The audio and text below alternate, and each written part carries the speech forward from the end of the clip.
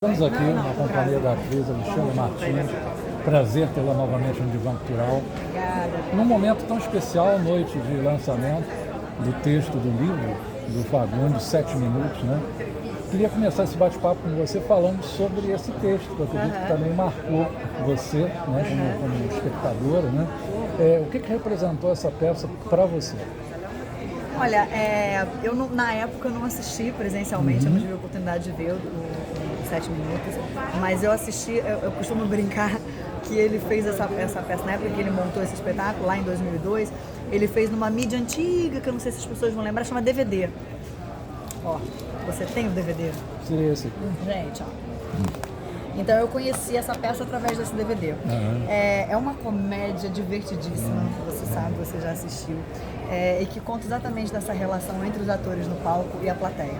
Como ele sempre diz, é uma verdadeira declaração de amor ao teatro e à plateia. Então, de uma maneira muito bem humorada, esse texto cutuca o público nessa coisa desse comportamento, nessa unidade que se chama plateia. Mas eu sempre falo, já me perguntaram aqui algumas vezes sobre isso, que normalmente as pessoas falam assim, porque é um respeito com o ator, você não mexer no celular, ou você não levantar. A gente não está preocupado com isso. Nós somos preparados para isso. A gente tem que ter uma concentração em cena para que nada interfira. Eu, particularmente como atriz, o que me preocupa é com quem está em volta.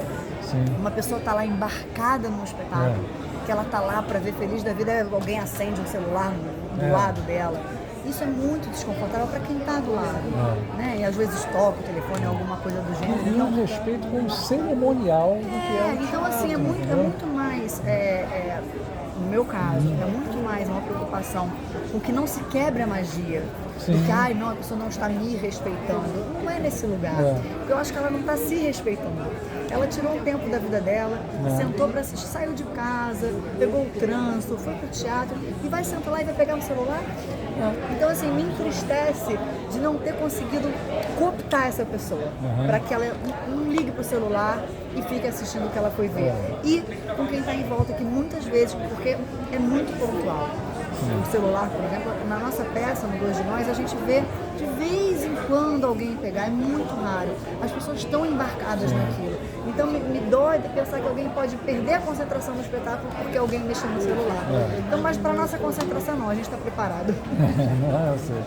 Mas é uma coisa que eu noto também, por exemplo, até em cinema. Sim. Você está assistindo o filme, a pessoa se levanta e volta. É como se houvesse um tipo de público que coisifica as atividades. Eu fui jantar com a minha esposa, agora pego um teatro, agora vou dançar, quer dizer, é mais uma coisa num roteiro. E normalmente a pessoa vai jantar e o celular está em cima da mesa, né? Então é um tempo muito estranho que a gente está vivendo, né? Porque a gente está perdendo essa relação humana. E o teatro, realmente, como o Fafá muito bem fala, é o último reduto de humanidade. E de certa forma o fenômeno da pandemia, essa solidão que a gente viveu forçosamente, levou a gente a sentir carência desse calor humano que o teatro traz, né? Só o teatro traz. E falando novamente em teatro, essa peça mais atual de vocês, né? Dois de Nós. Queria que você falasse um pouco da estrutura da tua personagem, né? E claro, Cristiano Torlone num outro tempo, né? Como é que você vê isso na peça e também na vida, né? Quer dizer, de certa forma, assim, as pessoas, de certa forma, elas dialogam consigo mesmas em tempos diferentes da sua vida? Eu acho que é essa provocação que a peça propõe, né? E o Gustavo Pinheiro, nosso autor, que é um gênio, fiquem atentos a esse nome, vocês que gostam de teatro, o Gustavo realmente é um dos maiores autores contemporâneos brasileiros, sem medo de errar. E antes de mais nada, compartilhar uma personagem com o Cristiano Torlone é assim um sonho realizado. A Cris é uma mulher fantástica, uma cidadã maravilhosa, uma atriz talentosíssima. Então é um prazer realmente incrível estar no palco com a Cris. E essa provocação, né? O que você faria se você pudesse falar com você lá atrás? Como é que você no presente se relacionaria com você? Que dica você daria? Ou lá atrás, como é que você falaria com o seu futuro? Quem não gostaria disso, né? Então o Gustavo escolhe contar essa história, essa provocação através dos olhos de um casal. Mas ela Maria Helena e o Pedro Paulo. Isso, Maria Helena, Pedro Paulo, Leninho e Pepe. Mas ela se aplica a qualquer um de nós. Então, muitas pessoas que vão assistir o espetáculo não estão em relações, enfim, não estão no momento casal que são absurdamente impactadas e se divertem imensamente. É muito gostoso ver como a plateia se entrega e se diverte e se emociona ao mesmo tempo. Então, é uma peça inescapável. Ali naquele bate-papo que a gente estava tendo, eu citei Carga Pesada, e na segunda fase de Carga Pesada vocês se conheceram. Sim, sim. Né? Como é que foi para você conhecê-lo em Carga Pesada, toda aquela atmosfera, e tanto a questão do ator, como também da obra da qual você estava participando, que eu acho que era uma das primeiras de audiovisual, me corrija se eu estiver errado, que você estava participando. Assim, o que eu posso dizer, eu já tinha feito algumas coisas antes, mas personagens muito pontuais. Sim. O Carga Pesada realmente foi um grande desafio para mim, eu estava muito início de carreira ainda, principalmente em audiovisual, tinha feito poucas coisas, e era uma personagem muito importante, assim, com muito impacto, era o personagem título do episódio, que contracenava o tempo todo com Pedro e com Bino. Então era uma responsabilidade muito grande.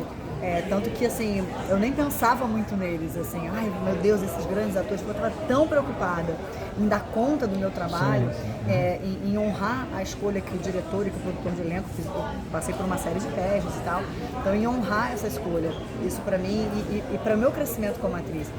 Então, o fato de encontrar esses dois gênios da teledramaturgia e, ao mesmo tempo, encontrar nos dois uma generosidade imensa, me deixou num lugar de conforto muito grande, porque foram grandes parceiros. E aí a gente se conheceu ali, uma amizade aconteceu e aí o resto é história. Nas redes sociais, né, eu acredito que você tem estimulado muito ele. Me lembro de uma época que ele brincava assim, dizia, eu sou analfabete. Continua, mas o negócio dele é só o Instagram.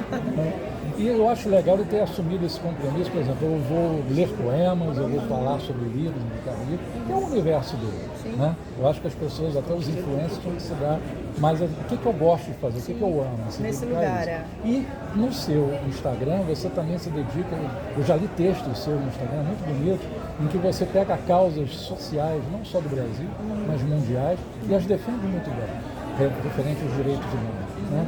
Como é que você vê essa tua postura, como as pessoas têm respondido a isso, a você nas redes sociais, com esse maior, você vai trazendo um comprometimento maior ao teu público sobre as grandes carências do ser humano nesse novo milênio? Olha, eu acho que é muito difícil, assim, eu tenho grandes conflitos com a minha presença em rede social, não é uma coisa que eu gosto muito de fazer, mas por outro lado eu entendo o contexto que a gente está inserido. Eu gostaria inclusive de ser mais presente dentro desse aspecto que você fala, mas eu faço muito mais fora do que dentro. Né? Eu me relaciono com pessoas muito interessantes, participo de movimentos muito interessantes, que me são muito caros. Eu mantenho ali, de uma maneira muito irregular,